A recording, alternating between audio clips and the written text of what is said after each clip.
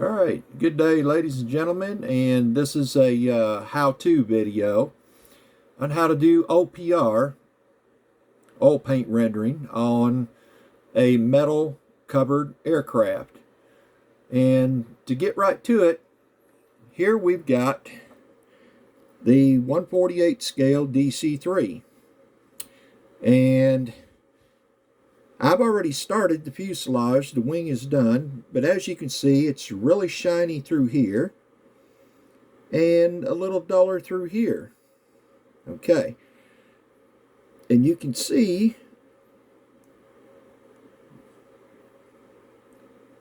where that just kind of starts and stops through there. But anyway,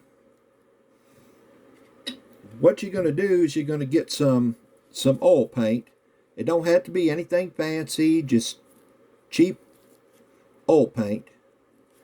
And I get mine at Hobby Lobby. You can get wherever you feel like it.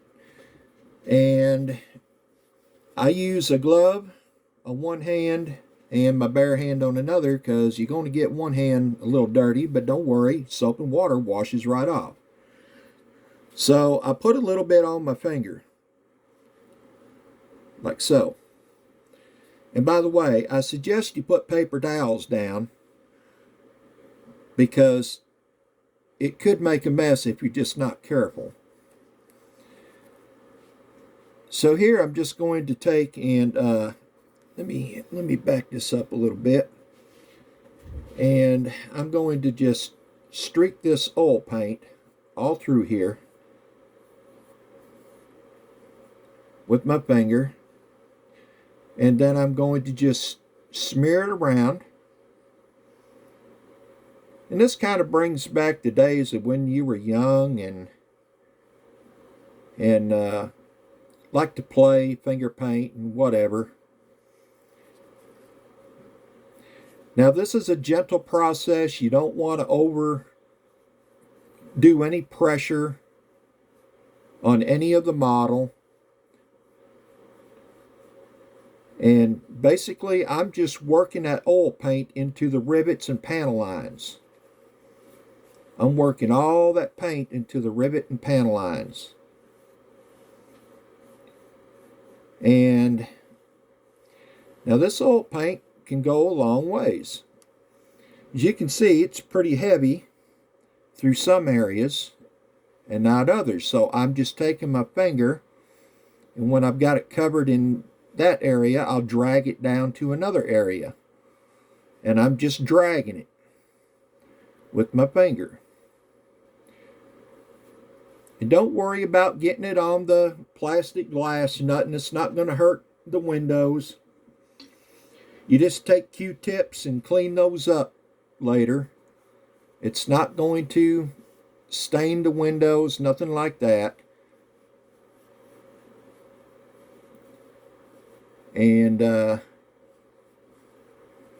you just keep working it around in small sections at a time.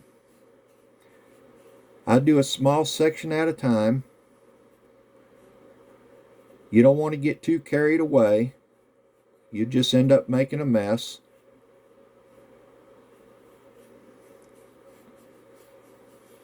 And you can work it in a circular motion, back and forth, whatever it takes to fill the rivets and panel lines in. And if you turn it a certain way in the light, you can kind of see any rivets and panel lines it hasn't quite got filled in yet.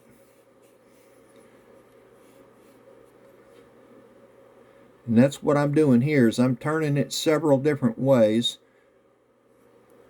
just seeing if I can see anything that it hasn't filled in.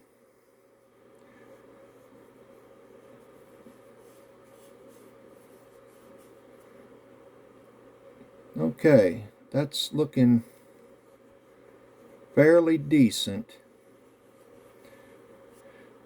All right, so now what do?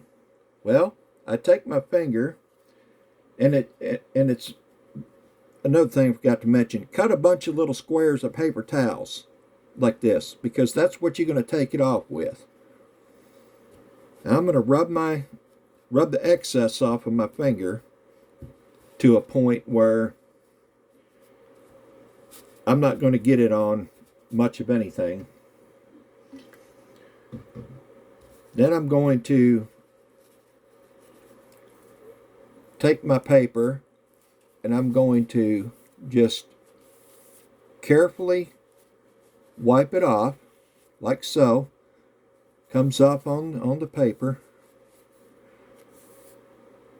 And just like I said, being careful. You don't want to overdo any pressures. See, so I've got that pretty much used up. Now I'm going to flip it over, go to this side of the paper.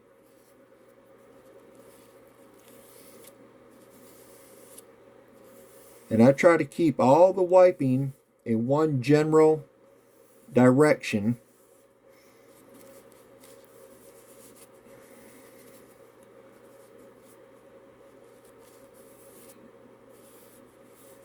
It just works out better that way.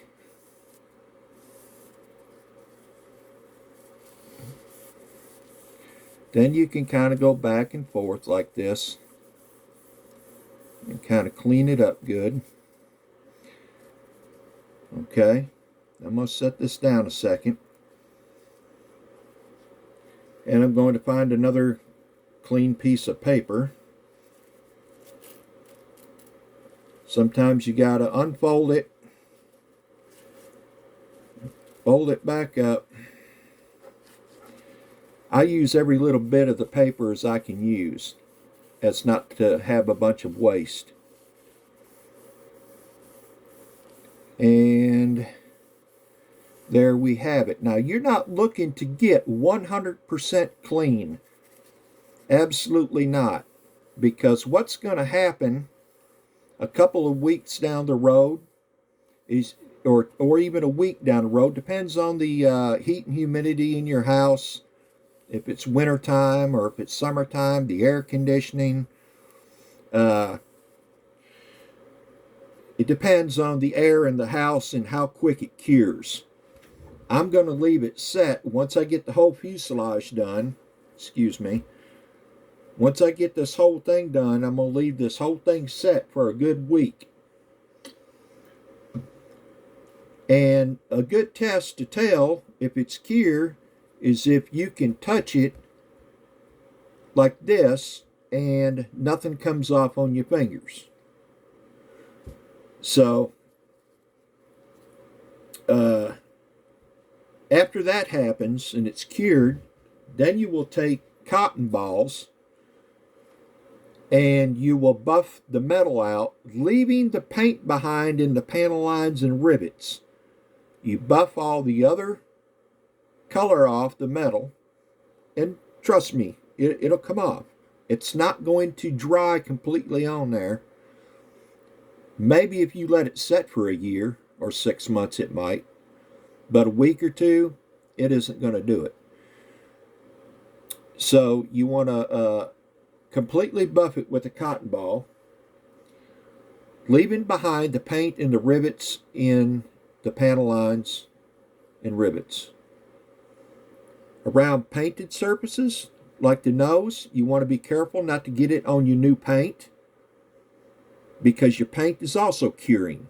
You want to go right up to it, and what I use is Q-tips, as you can see, and just go around your painted areas or your little tight areas. Use Q-tips to spread it and fill in your rivets and stuff. And the same vice versa of cleaning up the metal.